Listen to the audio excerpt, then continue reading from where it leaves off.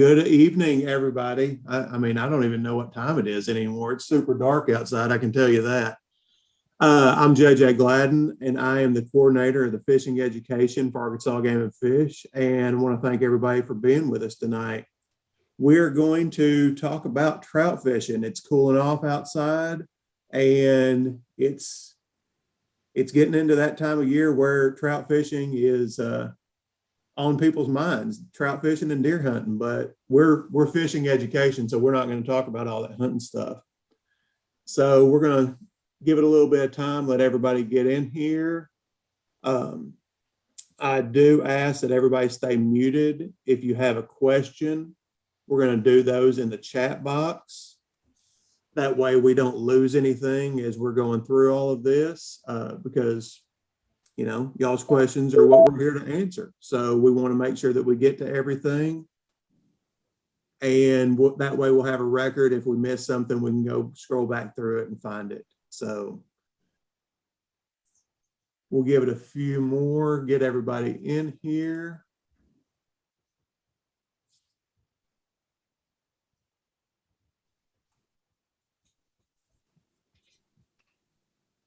Let's see. I think we're close. We'll give it one more minute. Some of y'all have probably been with us before. So we're going with a panel discussion tonight. We're not doing a live production of cooking and scrambling around and overworking ourselves too much. So we brought in a really intelligent group, way smarter than myself, I can tell you that, especially when it comes to trout fishing. So I will start introducing them. I don't see anybody else in the waiting room. Just for everybody that may have just popped in, we're staying muted and we're doing our questions in the chat. And we'll save those questions pretty much till the end. If we see something just keep popping up in there, we may take a pause and go ahead and get that knocked out. That means that we probably haven't done a good enough job of explaining it. So why wait any longer? Like I said, JJ Gladden, Fishing Education Coordinator for Arkansas Game and Fish Commission. And I've got a mix of game and fish and non-game and fish people here with us tonight. And what we all have in common is a desire to go trout fishing, and some have really good skills and some are just working on their skills like myself. But we're going to go ahead and start with a simple question, and we'll kind of go around the horn on this. Paul Port, why don't you tell me why you like to fish? Hello, everyone. My name is Paul Port, and I'm a fish biologist up in Mountain Home, Arkansas. I've been with the District 2 fisheries for, 7 years now, and I was with the trout program before that for 6 years, managing trout around the state. So being in Mountain Home, I got to do a lot of trout fishing. And when I first started off, I used bait to catch numbers of trout, was after numbers. And then after just catching mainly stocker trout, I wanted to try something different, switched over to fly fishing and tying my own flies and got into that and really enjoyed that. And then, after catching good numbers of trout on a fly rod, I wanted to go after trophy trout. So I started throwing bigger lures and targeting certain times a year when I might be able to catch those bigger fish using different techniques. So that's kind of where I'm at now is, going after the bigger fish, the big browns that Arkansas is known for in a lot of our areas. So, and then more recently, I've gone back to, spin fishing and tying my own jigs and lures and stuff and trying to catch fish on those. So just full circle back to spin fishing and, trying to do it all. So really enjoy it. And Arkansas is a great place to experience trout fishing. So. Yeah, very good. You still owe me one of those trophy browns, by the way. Come on up. All right. Hey, I'm in the truck, man. I'm headed north. Um, Bo, why don't you tell me about why you like to fish? I'm Bo Davidson. I've been with the agency close to 19 years now, and did it for a while, the job under JJ, the old supervisor that was sitting in JJ's position, doing the mobile aquariums and such. Now I'm the fishing natural state coordinator. Fishing has always been a part of my life. Some of my first memories, good memories I can have with my family and friends was out fishing. But the reason why I do it is, and the reason why we fished so much back then was for table fare. And trout is one of those things that you can find some real good table fare for with a lot of recipes out there. You go to some of these fancier restaurants and where they serve trout, they've got some real nice recipes set up that they present to you, and you can recreate those at the house and wind up making a dish that's memorable out of it. Yeah, I definitely was one of those that, I was like, man, I may fish for them a little bit, but I'm not going to eat them. But I can tell you, if anybody's going to get you hooked on eating trout, it's definitely Bo. That's a definite fact right there. Rebecca, why don't you tell us about why you like to fish? Hi, y'all. I'm Rebecca Baker, Lady Angler Lentz. I've only been fly fishing for about 2 years. This whole past summer, mainly fly fishing for smallmouth bass and panfish. But for Arkansas, I like the diversity. Like, it's not, I know this is a trout panel, but it's just nice that there's so much that we can fly fish for. But for me, it's the movement. I kind of get bored just staying in one spot. So with trout, it's just nice that you can explore, you can go up and down. With fly fishing, there's so much to it, and there's so much to learn. I'm still learning, so I'm a work in progress for sure. Yeah, you probably still know more than I do about trout fishing. So I don't think so. You have to catch a brown first, so no. okay. Well, maybe soon, maybe in the next month or so. Clint, go ahead and tell us about why you like to trout fish. Good evening, everyone. I'm Clint with the community fishing program. I grew up kind of like Bo and everyone else as a child. That's what we did for fun. And it was also some of the best memories of me and my dad and the guys from church, when the brothers and the deacons would all go fishing to catch food for a cookout. But it's something that I've always done as far as I can remember. We always went down to Blakely Dam, and when Game and Fish was catching trout, not knowing that one day I'd be actually working with Game and Fish and doing all that kind of stuff. But the family relationships, the friendships that are formed, meeting new people on the water, forming relationships. And also, one of the best parts about trout fishing is talking trash while you're doing it. It's some of the most fun activity. I love everything. I love all parts of fishing and hunting, but it's something about throwing that micro cast with 2-pound test line and going, oh, I got him, JJ, I got him. That is the most fun. And those memories are now available where you can actually tape everything that you do on your phone. So those memories will last a lifetime. So that's one of my biggest deals, is the camaraderie, friendships, and memories that you can form from that. Absolutely. I think we can all identify with those relationships that you make when fishing. Kyle, you got any stories for us? Oh, I don't know if I got any stories, but just to kind of piggyback on what these guys have already said, it's not just about the fish; it's about the experience and being outdoors. Trout fishing takes you to beautiful places.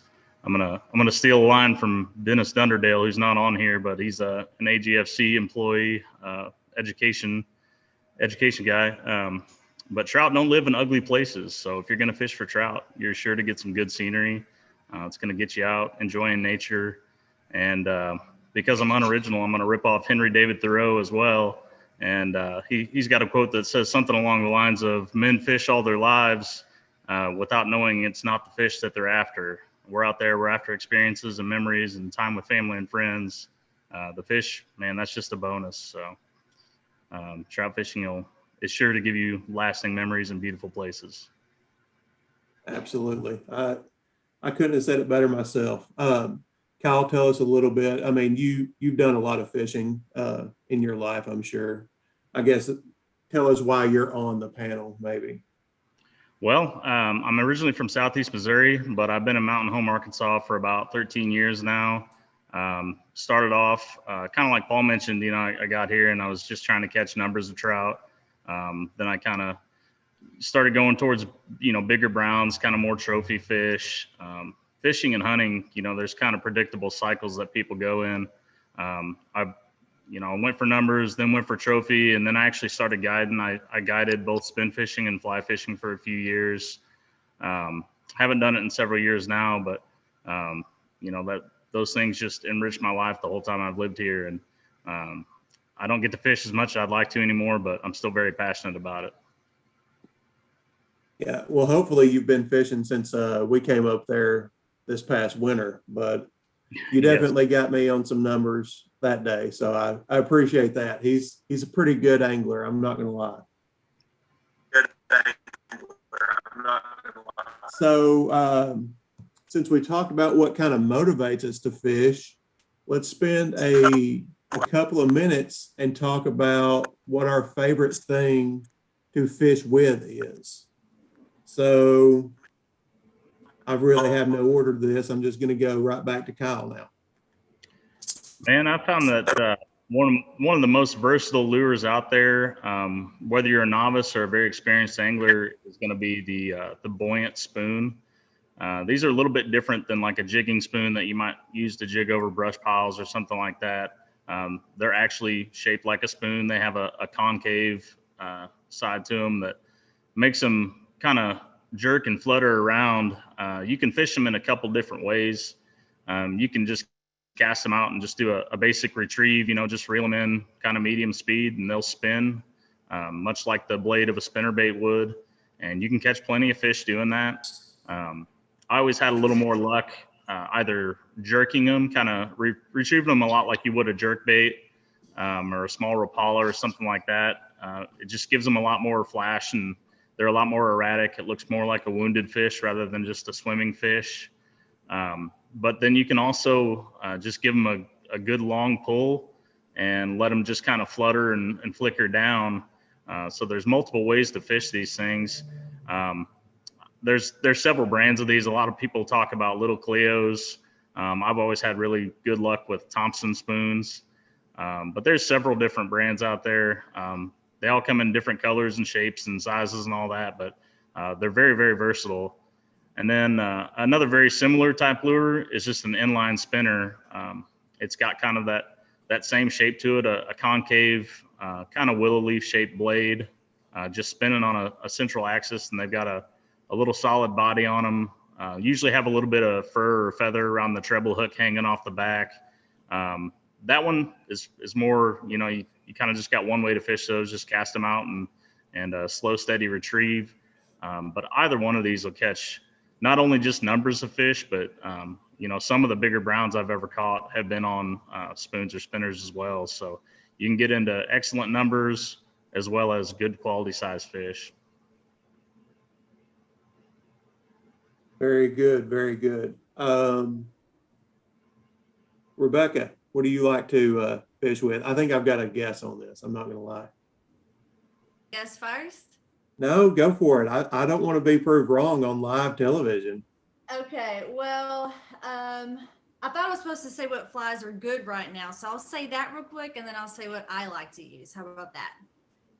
With the fall, we're kind of careful of the reds, but if you go down from the reds, throw in any kind of egg pattern, ecstasy, like it's a little, I don't know if y'all could see it if I were to even show y'all, but super teeny tiny. I don't even know if y'all can even, y'all probably can't see that. I can put photos later for everyone. Mop heads, squirmy worms, things like that. Fly fishermen sometimes get a lot of heat for using those because they're junk flies, but it works. So, I mean, we're fishing the hardest way possible. And if it catches one, it catches a trout. So I'm not going to get the hate for it. Here lately, I've been throwing meat like streamers and game changers and bigger things. So I do love that woolly boogers, but it's a mix up between a hopper, like a top water bite, or the woolly booger. Okay. So what And we you're get tying about- those yourself, right? This one, just this one. Okay. I still have to work on these, and I want to learn how to do poppers from good old Kent Stone. But yeah. So Nice. I'm curious, what was the guess? Oh, I mean, it was, I was thinking woolly boogers. I'm not gonna lie, but That's good. okay. I feel good about it. Paul, since we're talking about tying, I'm gonna go to Paul now. Well, I'm not going to talk about fly fishing, but I am going to talk about I like to throw these jerk baits, and going after the bigger fish. You're probably not going to catch 50 fish in a day on these, but a lot of times the ones that you do catch are the nicer sized fish. 20 inches aren't uncommon, especially fishing these on the White River. So, the best way to do it is basically pretend you're bass fishing and throw at structure as you're floating down the river in a boat. Just hit structure along the bank, rocks, any down trees, stuff like that. Fish are fish. They like to have cover and places to hide and ambush things and come out. So if you're fishing from the bank, it can be a little more challenging throwing a jerk bait, but they do work. And, you can also wade down the river and just hit different pockets and stuff as you can. But the key is covering water and trying to hit those spots that, fish are going to be. So the more water you can cover, your odds of catching a big fish on those is even better. And when I first started throwing them, asking people what their favorite colors and stuff was, I had one old timer tell me he'll throw any color as long as it's gold. So but I like oranges and whites, and just mix it up as you're going down. And if you're not catching them on one color, switch to another color, try that for a bit. And also a lot of times downsizing or upsizing can make a difference depending on the flows of the river and stuff. So it's a lot of experimenting, but your odds of catching a bigger fish on those jerk baits is better than some other fish. You're not going to catch a lot of fish, but a lot of bigger predators are going to go after those. Do you want me to go into the jigs too, or? Man, if you want to, you can. I mean, Yeah, so I kind of mentioned in my introduction that I'd like to throw jigs too. So these marabou jigs is what they're called. See if I can get one out here. So just basically a lead head with some marabou on it. And, you can throw different sizes. I mainly throw two sizes, an 1/8 ounce or 16th ounce. And these work really good from the bank. Cast it quartering upstream, let it sink to the bottom. And you want to use the lightest jig you can get away with, because that slow fall kind of triggers the strike, because they kind of twirl down as they come down. And they work really good. You catch everything from rainbow trout to big brown trout. I've had some really epic days on these, and same as the jerk baits, just change your color up certain times of year. If there's a shad kill, the white will work real well and stuff like that. But that's probably one of my favorite ways to fish is the jig, and just let it sink to the bottom and pop it up almost like you're setting the hook, and it'll pop up real quick and then spiral back down, and that just triggers a strike, and they really like it. So easy way to fish and very effective. There's a couple companies that sell them commercially if you don't do your own tying. D2 jigs and White River Zig Jig are a couple of companies that sell them. So yeah, very good. Yeah, I think Kyle and I used that technique back in February. So yeah, it's effective. Bo, what do you got? I like to use them all, JJ. To be honest. Some of my favorites. Now I'm going to go ahead and dig in as well. It's something I think JJ was going to talk about a little bit. If I'm taking kids out fishing, trout fishing or something like that, I like to get in a little bit of the prepared baits, whatever I'm taking these kids out, get them out there with a little bit of power bait, power eggs, or what have you. You can bait them up once, catch 6 or 7 fish on one baiting. The only issue that you have with those is a lot of times these trout not being native to the state, that they're raised up in hatcheries, released for as far as our rainbows go, and some of our browns. They look at that as a pellet food and they'll go ahead and swallow it right off the bat without doing a lot of nibbling or just biting at it. You can fish the power bait, stuff like that, these prepared baits. They're along any shoal there in these rivers. At the lower side of the shoal, where those trout are ganging up, waiting for something to flow over for them to eat, they'll wind up hitting on that. Yep, that's a pro tip right there. Speaking of an old pro, let's go to Clint. Yeah, the thing about going later in the rotation, they pick up on some of your techniques. I was going to mention power baits because in our program, when you're teaching fishing to youngsters or anyone who's maybe say inexperienced, power bait works really well. You can help teach people about different colors for different tints of water, color, stuff like that. But another bait that we like to throw is the trout magnet from Leland Lures. It's the kind of bait we like to use in our ponds. You can slow fish it, or you can cast up with the wind and let it drift. So you get more of a long distance cast out of one cast as you go. The main thing is about either one of those baits, trout magnet or the power bait, is that with a bobber, especially with a youngster, they have opportunity. They can actually see the strike, and just like Bo said, if they wait too long and you get a good hit, they will swallow it.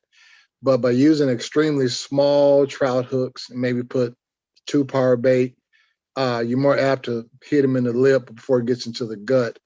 But anything that we can fish in our local community ponds or like below the dams where it can kind of drift and give a little more time to let that person learn the feel for the bite. Those 2 baits is something I would definitely take somebody out to teach them how to, and then graduate up to the larger and more, I guess, technical stuff later. Yeah, absolutely. I'm really surprised that nobody said corn or marshmallows, or, I mean, I still don't know why people use shrimp, except for the fact that it works. But, any of those baits are really good. I mean, I kind of get, maybe I act like a kid sometimes, but, I like to bounce from one thing to the other and switching colors and, just trying to try everything in about a 10-minute period. So I kind of get caught up in the moment sometimes. Okay. Well, I think that probably gives everybody a little bit of a better feel for our panelists. We will go into a few topics that we kind of deemed as a group would be good to go over a little bit more detail. Try to answer a few questions before we get to the Q&A. So I'm going to turn it over to Clint right now to talk about a few perceived barriers to trout fishing. Thank you, JJ. A lot of times, like I had kind of leaned into a while ago about targeting our beginner fishermen, barriers a lot of times can be simple things that we don't think about sometimes, but cost. A lot of people think about trout fishing, and I love everything Kyle and Paul does. It's excellent stuff. But they think that if you're not throwing a fly rod with 12 flies on your hat and the vest and the dip on the side of your hip, and that's fly fishing, they can't afford it. But when we teach a lot of our beginner anglers, you can actually take your catfish pole, with 10-pound tests on it, and use a 2-foot leader where you'd have a line swivel where you can use a lighter line on the tip and fish these same lures, especially the corns, marshmallows, the power baits. They will work also. So teaching the beginning anglers that you don't have to spend a lot of money to get them out there. But the main thing is if we can get them out there, we can gravitate into the more expensive stuff later. Access to gear is available for them with people and access to sites which we're going to more detail later. A lot of people will, I don't have a place to go. And as we're going to learn later, there are a lot of opportunities around the state that you can go fishing that you would never, ever, ever think that there were trout there. So access to locations and the gear itself. Distance to travel. We've actually worked way back in the day when Wildman Wilson was with us, providing opportunities that within you call it a stone's throw or a bicycle walk or ride, giving people accessibility and distance. You don't have to travel as far. And one of the great things about the barriers is the networking with one another, where if someone sees us and we can teach and possibly have a fishing clinic at one of our nature centers or Boys and Girls Club or YMCA, YWCA, whatever, you can network and do that and provide events, which we will discuss later, to get more people involved. You know, we do a lot of events for catfishing and brim and bass, but we're leaning now more into more trout fishing type events to get families and friends and Meemaw and Peepaws and the grandkids out together so that they can network, have fun, like I said earlier, meet new people, new friends. So from my point of view, as far as an instructor being part of the community fishing program, is to get that person started. And then once we say, hey, you don't have to spend $400. I'm really not sure how much a fly casting setup is. I'm just saying, like, I know what I'm talking about. But you can spend, you know, $950 with a Snoopy pole and a leader line, and you can go out there and catch trout in our spot. So that would probably be my thing to help overcome barriers. One of the main thing about the barriers is don't think that it's not for you. Don't ever think that trout fishing is not for you because you never tried it. If you are interested, go online, contact Game and Fish. You'd be real surprised at how easy and accessible it is to get you guys out there catching trout. Yeah, you know, Clint's exactly right. And one thing that I hadn't even prepared Tara with for a link or anything like that, but you know, we have 75, maybe 80 tackle loaner locations throughout the state. So they wouldn't even have to have a fishing pole, period. They could go to one of our locations around the state, which I'm sure Tara will get that in the chat at some point, but it's pretty simple. agfc.com/ARE, there it is. And go to the tackle loaner program, and you could actually go to one of those locations, just like you would get a library book or anything like that, and borrow most of our locations now have a zip code 33. You can take that out there. We got videos on the virtual nature center, show you how to rig that up. And you could go out to some of these locations and, you know, have very minimal cost involved with giving this a try. So thank you very much, Clint. You know, he talked about a lot of locations and how you think that you've got to travel up to Mountain Home to go see Kyle and Paul up there to get in those trout waters, but especially this time of year, that's not necessarily true. So I'm going to let Bo talk a little bit more about the locations where you can go trout fishing and have really good success. Thanks, JJ. Continuing on with seasonal stockings, one of the other seasonal places we stock each year is there along the Washita River, just below Blakely Dam, just below Hamilton or Carpenter Dam, and just below Rimble Dam.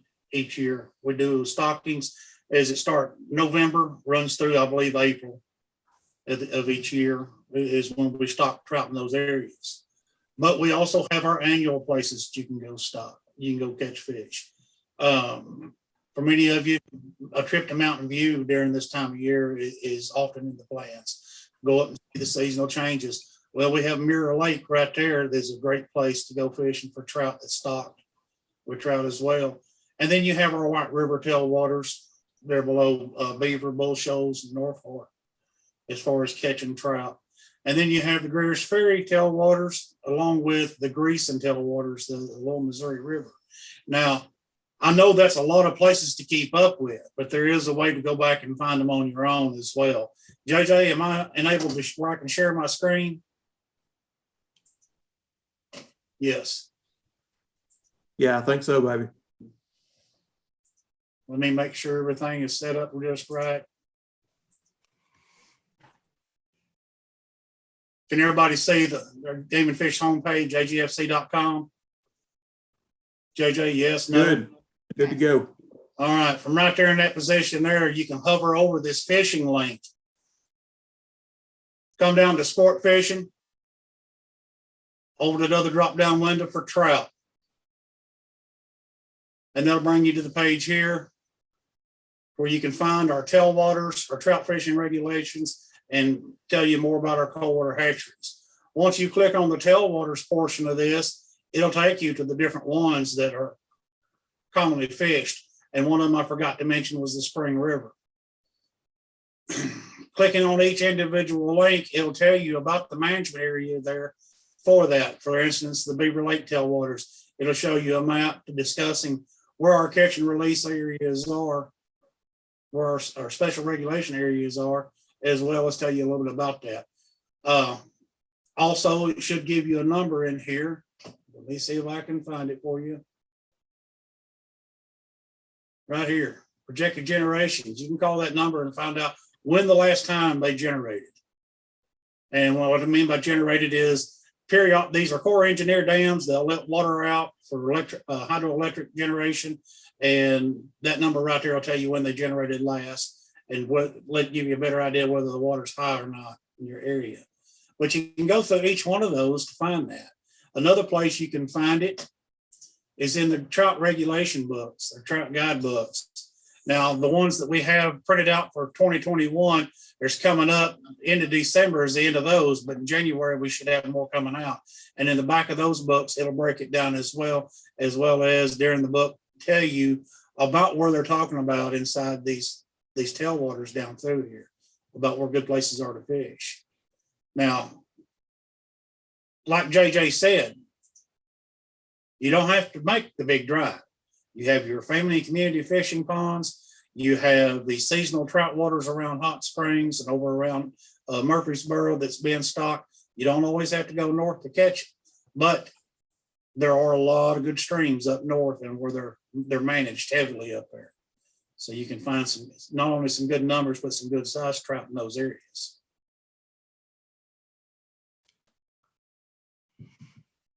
You only left out two special places to your heart.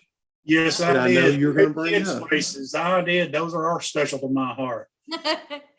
Start off with, we're going to talk about Collins Creek. It's a special area there off Little Red River.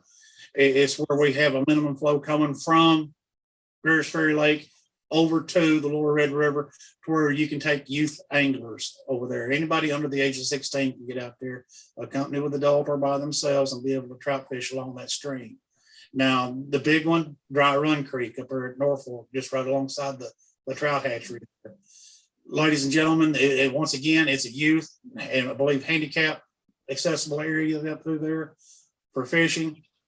Not only will they find numbers there, kids can catch a fish of a lifetime in those streams. I mean, like I said, they're heavily managed. They're easily accessible for these kids. Now, keep in mind, there are some special regulations for those areas as well. Usually a single barbless hook inside those areas. Yeah. But yeah, those are absolutely, Dry Run's a special place. And you can catch a fish of a lifetime up there. Unfortunately, I'm too old to fish it. So maybe we need to host a camp up there and I'll have to teach somebody how to fish that properly. But Share the excitement. Yeah, Clint, what do y'all have? 41 locations that y'all stock trout? Yeah, we got 41. And the cool thing that is so great about the program is we do things that's not traditional. You can actually catch trout down in Texarkana, Hope, Glenwood, Hot Springs area, Pine Bluff, even your Northwest Arkansas area, Springdale, Bentonville. We actually are venturing over to Jonesboro and even Marion, Wynn, West Memphis. So if people go to the, like I said, agfc.com/family community fishing program on where to fish, you'll find locations that you would never, ever think. And especially in Central Arkansas, we got about 15 all the way from Searcy all the way down to Greenbrier, Little Rock area, Jacksonville, Sherwood. And it's just, there are a plethora of places that you can actually go catch between November and February, starting actually next week. So fishing is going to be really good. The weather cooled off. We got enough cool rain to where we can bring the fish down from Mammoth Springs. So definitely, if you don't want to travel far, go to the community fishing program page and see what's out there and available for you. Very good. It's like we timed this seminar perfectly with y'all stocking there. Yep. Another cool thing about Dry Run Creek going on right now, there's a little bit of a falls on the, it would be like the south side of the main road there. And the fish are jumping up the falls, trying to get, back up to the hatchery where they were, produced. So you can sit there and watch trout jump up the falls, kind of like salmon. And that's going on right now. So it's a pretty neat place. Very cool. Very cool. Well, Paul, I'm glad that you chimed in because it's your turn to talk a little bit about the management and conservation side of trout. So, okay. So yeah, managing trout fishing in Arkansas is a balance of trying to meet the wants and the desires of different user groups. Some anglers want to catch and harvest limited trout every day, and that would make them happiest. And other people just want to, catch lots of trout. They don't care about a limit. They just want to catch and release fish. And then there's other anglers that have a primary goal of catching trophy trout. So, trying to accommodate all those different angler types with, large trout in the mix and plentiful trout, and also trout for people to take home is, can be challenging at times. There's also different ways that people like to fish, whether it be fly fishing or bait fishing or, fishing, throwing lures and stuff. So, there's ways to have certain areas like catch and release areas that are managed more for a trophy fishery and trying to protect those fish from harvest. Trout stocking is very important as a part of a management for both family community ponds and below tailwaters. In most tailwaters, trout aren't native to Arkansas, so they must be stocked. There is some natural reproduction that takes place, but the dams were created for flood control and power generation, and a lot of the natural fisheries that were in those rivers before the damming that ceased to exist. So kind of to mitigate those losses of fish, trout have been stocked in there and maintained. So they're not native, although like as I said, they sometimes will spawn. It's not there's not enough natural reproduction to meet the needs of anglers. Game and Fish stocks roughly 1.5 million trout each year into Arkansas, so that's a bunch of fish for people to catch.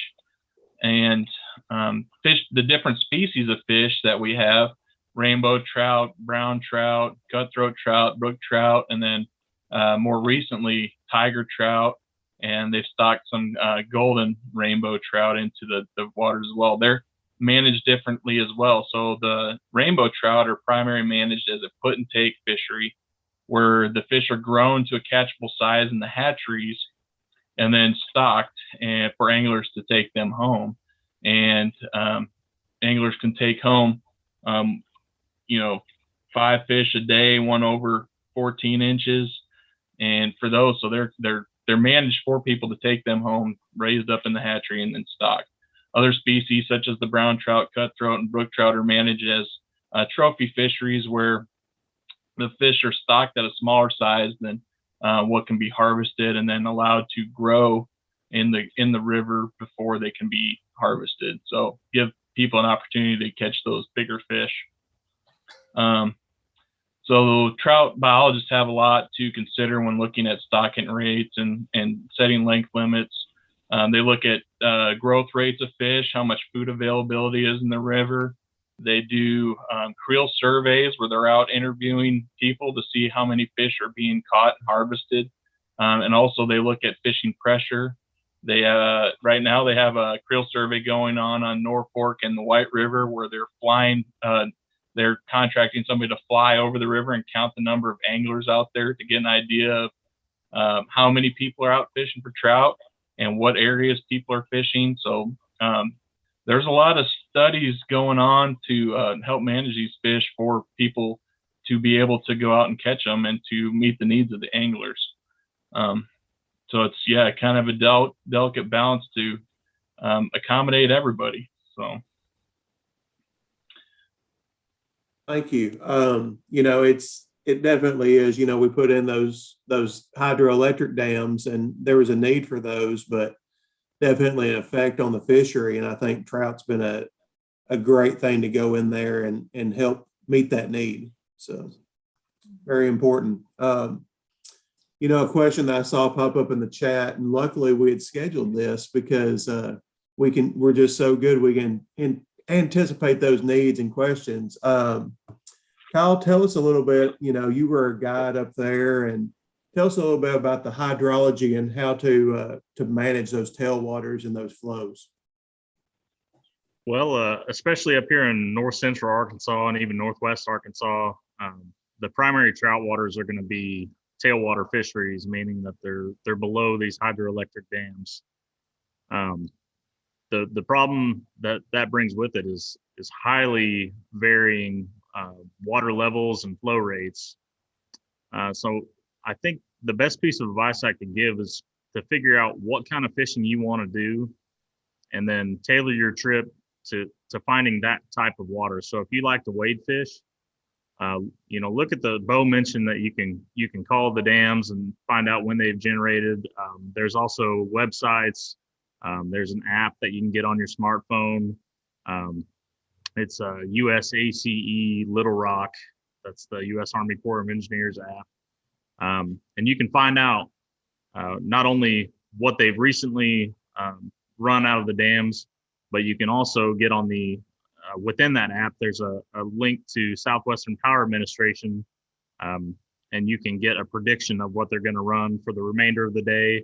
And if you go in the evening, you can also find out what they're predicting to run the next day. Now, these are just predictions. Things change, weather patterns change. You know, there might be a mechanical issue on another dam that doesn't even affect the piece of water that you're trying to fish.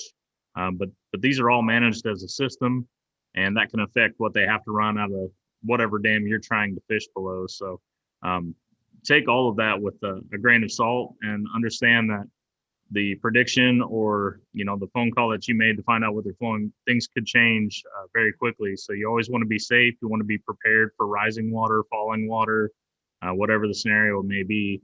But my advice is just to figure out, what kind of fishing do you want to do? Do you want to fish from the bank? Do you want to go out in a boat? Do you want to wade fish?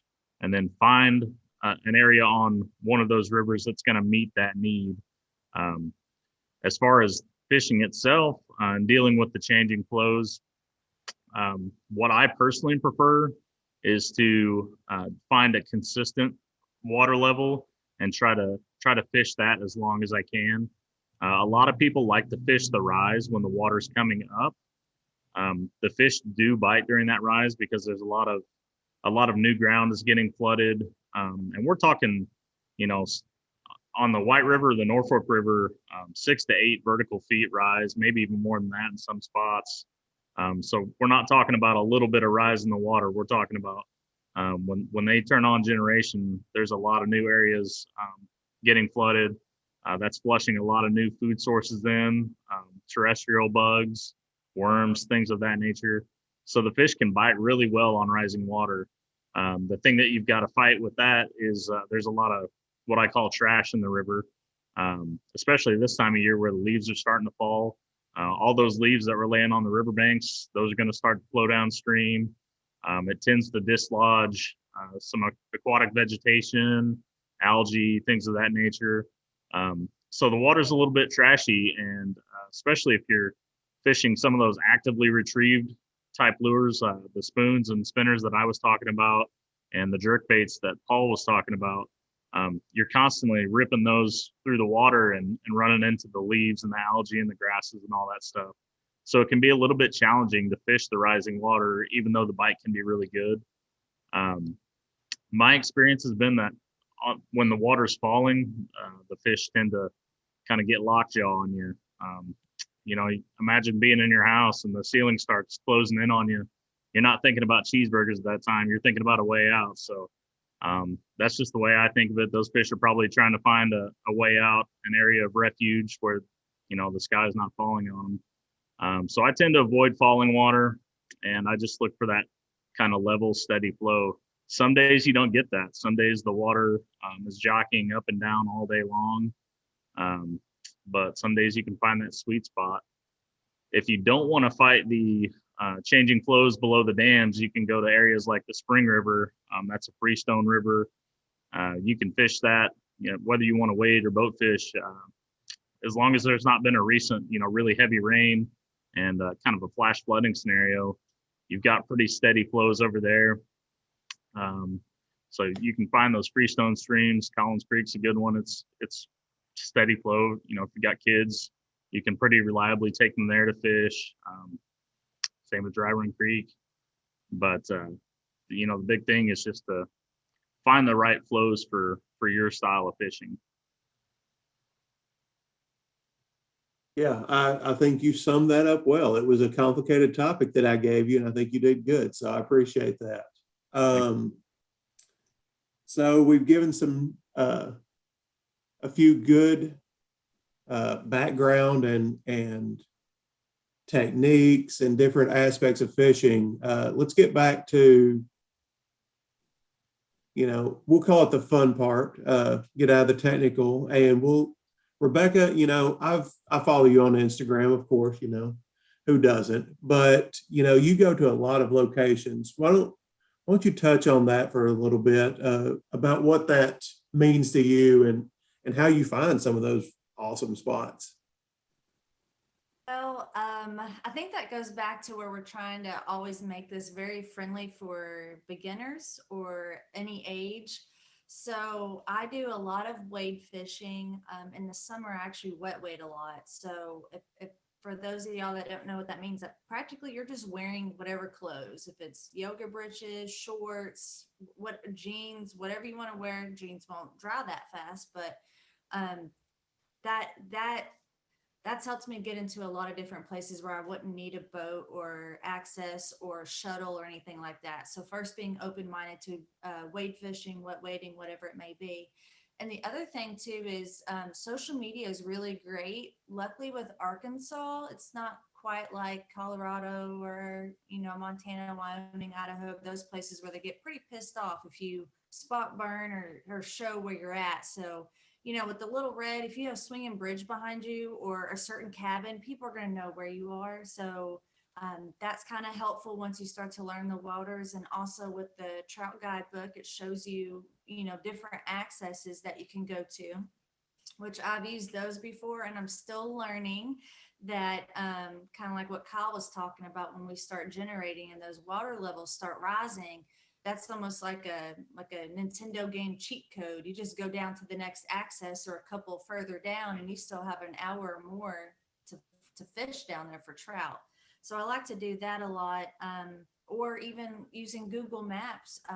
They call it blue lining. If you look at the river, you can see parking lots or public accesses where you can get in as well. So we kind of use multiple things, which is great with the internet, is having so many different sources with, you know, the Trout Guide and people posting photos and blue lining. There's just so many different options to find these places. And a lot of times I don't mind telling people, I don't always, you know, exactly put it on blast, all these spots, but if someone reaches out to me and they kind of want to know some good spots, I'm always open to let them know, you know, where I've had luck or what time of year different accesses or rivers work better for me. That's awesome. Thank you. I had not heard the blue lining before. So that, like I tell people all the time, you're always learning little tips and tricks. Mm-hmm. You know, and that's what this whole thing is about, because each of us bring a little bit something different to the table, and you know, we can learn from each other. So definitely, you know, people can learn from us collectively, but you know, always working on, you know, the next thing and figuring something else out. So you know, we've listed a lot of resources. We put a lot of them in the chat. Bo got the reg book in there, the Virtual Nature Center, of course, just agfc.com is a good resource. Kyle talked about the Corps of Engineers. I put a link to the website on there. I didn't do the app, but the app is a really good resource because, I mean, 99% of people have a smartphone, so they get that app and they're going to know a lot more about those changing waters. One thing I did want to bring up, I know that Clint's a part of one of them. We've got one going on, maybe two. Anyway, there's going to be a few trout seminars coming up in late November or early December. And I know at least 2 trout fishing events, one in Pine Bluff, one in Russellville.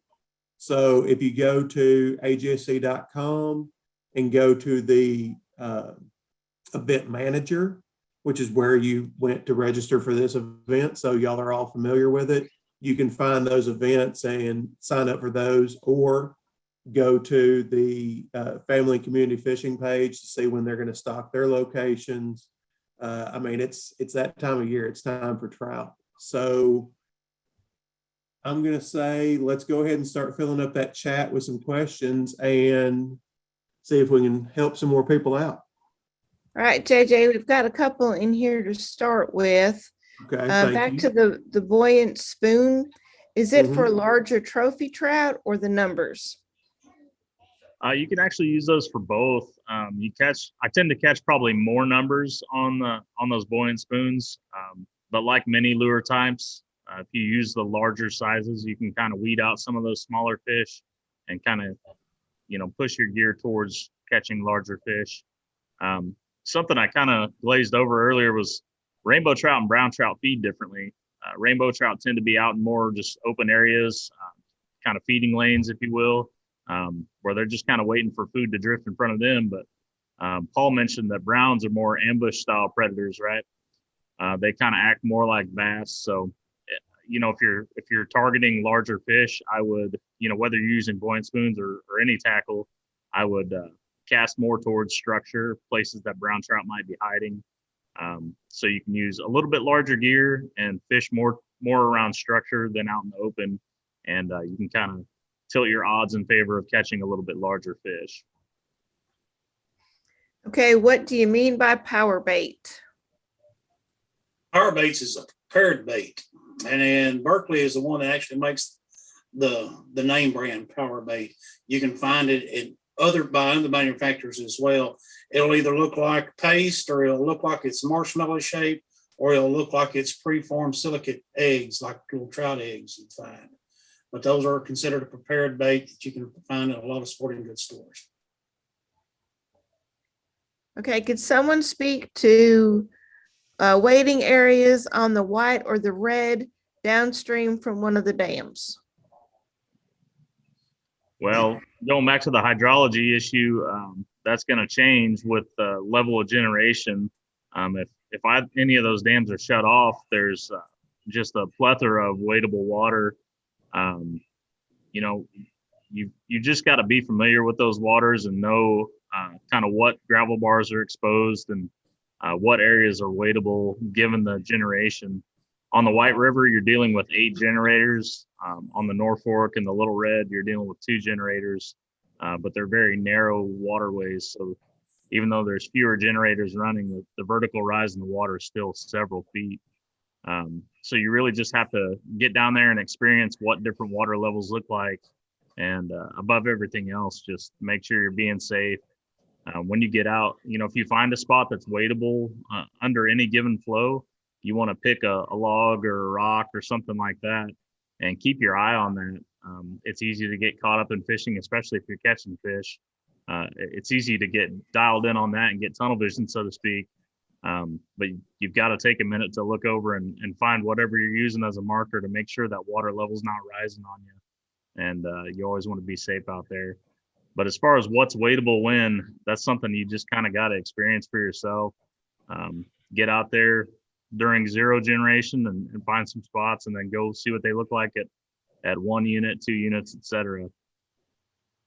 And especially this year, this past spring, we had a lot of rain and it filled the lakes up. So wading opportunities from like April through at least the end of August, early September were next to nothing. I mean, they were running a bunch of water around the clock for, you know, most of the spring and summer on the White River and Norfolk. So, you know, there just wasn't a lot of wade opportunities this year. Right now, the lakes are back down to below the normal lake level, and they have been like they ran one unit of generation all day today. And like you can get out and wade around the state park, and there's a walk-in access down at the close to Wildcat Shoals that you can wade some areas. But yeah, it just takes experience, and also, you know, use resources like you can call the local fly shops. They're more than happy to help you, tell you what the generation is and where you could potentially wade that day. Even if you're not a fly fisherman, you know, they're out there to get people fishing, and, you know, maybe you will get to, you know, go buy a fly rod someday or something. But, you know, call the local tackle shops, fly shops, everybody. You know, I know in our area, everybody's willing to help everybody else learn how to catch fish. So Okay, It's pretty close to the same way. And I want to throw in a couple of safety tips on that. Ladies and gentlemen, as you're out there trout fishing and they're getting ready to start generate, if you're close enough to that dam where you can hear it, they'll have a horn go off before they open the gates. When you hear that horn, it is suggested you move out of the water at that time, because at times it can come up really fast. If you're not close enough to where you can hear that horn, like Kyle said, pick you out something, or better yet, set you a piece of equipment just a couple of 3 inches away from that water's edge. And when that piece of equipment starts getting wet, it's time to leave, because that water will sneak up on you. It's not a giant wall, but it will arrive quick. okay, can you recommend a rig and lure for kids at Dry Run Creek? Kyle, Paul, those are on you. So at Dry Run Creek, you can't use the natural or scented baits like Powerbait, worms. You know, you can't use night crawlers or minnows and stuff like that. So a lot of people will go down there and fly fish. And even if you don't have a fly fishing rod, you can tie small flies or small jigs and use a small bobber to get out there. These creeks are really small, and you don't have to cast far. You can just flop it out there and let it drift down. A lot of people will use those woolly buggers, you know, small midges or egg patterns, small marabou jigs like I was showing you before. Just a lot of times to keep it small. There's certain days the hatchery will actually clean out the raceways, and a lot of the dead fingerling fish will come out of the pipes, and those fish will key in on, you know, the dead fish from the hatchery. So if you can use like a white woolly bugger those days, or some sort of something that would resemble a dead fish, and just let it drift down the creek, that works a lot of times. But yeah, you have to use a single barbless hook down there for fishing, and you can't use bait. So it's really restrictive, because there's special areas for the kids. There's giant fish in there, and they want to keep it special and keep those big fish in there without getting hurt. So there's a lot of regulations to look into, but you know, if you use a single barbless hook down there, you'll be all right. So hopefully that answered some of your question. Kyle might be able to touch on some more of that. Man, you covered it really well. Just keep in mind that you can take traditional lures that might have treble hooks on them, like a really small Rapala or something of that nature, especially on those days that they're cleaning out raceways and there tends to be small fish floating down the stream. You can take the treble hooks off and just put one single hook, you know, hanging off the back of that thing. Same thing with like the inline spinners, like we talked about before. You can swap out treble hooks for just a single barbless, but it can only be one single barbless hook on the entire lure. So if it was a Rapala that had 2 treble hooks, you're going to have to just do away with one of those treble hooks altogether, and then put a single hook on where the other treble hook was. but yeah, kind of, keep in mind, it's not only narrow, it's also very shallow. So you don't want anything that's going to be snagging up on the bottom the whole time. You're fishing with children there for the most part. So, if they're snagged up the entire time or picking algae off their hook, they're going to lose interest pretty quickly. JJ too, he gets really distracted by that stuff. So you want to make sure that you're keeping them up off the bottom and giving them a sporting chance to catch these fish. Spinning I'm a reel kid. or spinning reel or spin cast for kids. Yes. Yeah, I think that on those locations, either one of those is probably a good idea for that start out. Rebecca, did you see that question about videos that you provide? You're muted. What videos are they interested in? I am working with Arkansas Game and Fish to help me with my equipment. As y'all see, I'm using a laptop because I have this wonderful computer and I still can't figure everything out. I'm trying to get YouTube videos up. I create a ton of content on my Instagram, as well as I've got some fly fishing, camping, all of that on my TikTok. But literally on every platform you can find, I am Lady Angler Lentz, and I'm very transparent. So I'm readily available, and it's me that you're talking to. So if anyone ever needs advice, even if I don't have a video on it, just make the suggestion, and I'm more than willing to create videos, anything that people need. Yeah, and they're really good. They're a lot better than the ones that we produce, but we do have a few on the Virtual Nature Center. We did a trout tackle box, and we've got a trout cleaning video, a couple of trout cooking videos, and then you might actually catch a glimpse of Kyle in one of them when we went up and fished the White River this past winter. So the Arkansas Game and Fish YouTube page has some Arkansas wildlife trout fishing videos where they've gone trout fishing on the White and Little Red, fly fishing and, using trout magnets and different things. So that's a good resource too.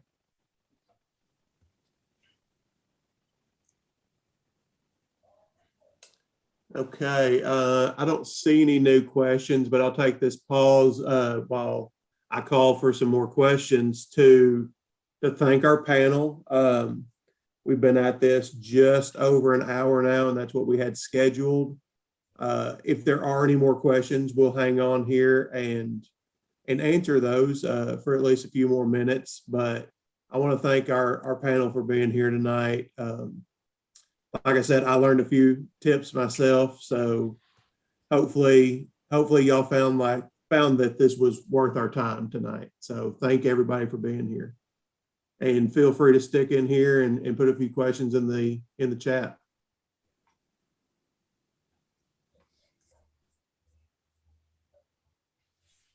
I saw someone had asked about wade fishing. I'm not sure if it was again, or is that about the accesses we had already talked about? Not sure. I'm trying to scroll. Yeah, I think it was about the accesses. Okay. And if anyone has questions too, I know they can also contact y'all, but y'all are more than welcome to contact any of us, most likely, and we can answer questions as well. Absolutely. We'll be sending out a recording of this video later this week, maybe next week. It's hard to say. We got a holiday coming up, being state employees. So, but there'll be a follow-up video, and we'll have a few of these links in that as well. And if you have any questions that we haven't covered or didn't think about, you can contact me and I can get it to the right panelist, or we can send out contact info for our panelists in that as well.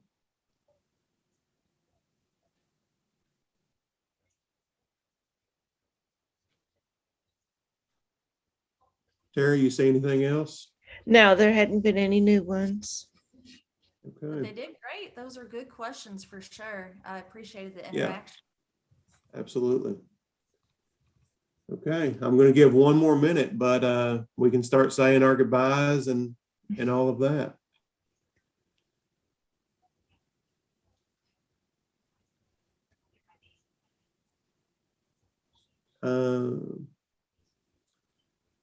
Let's see. I don't see anything else. Well, it was Okay, awesome. well, I thank everybody, and y'all get out there and catch some fish.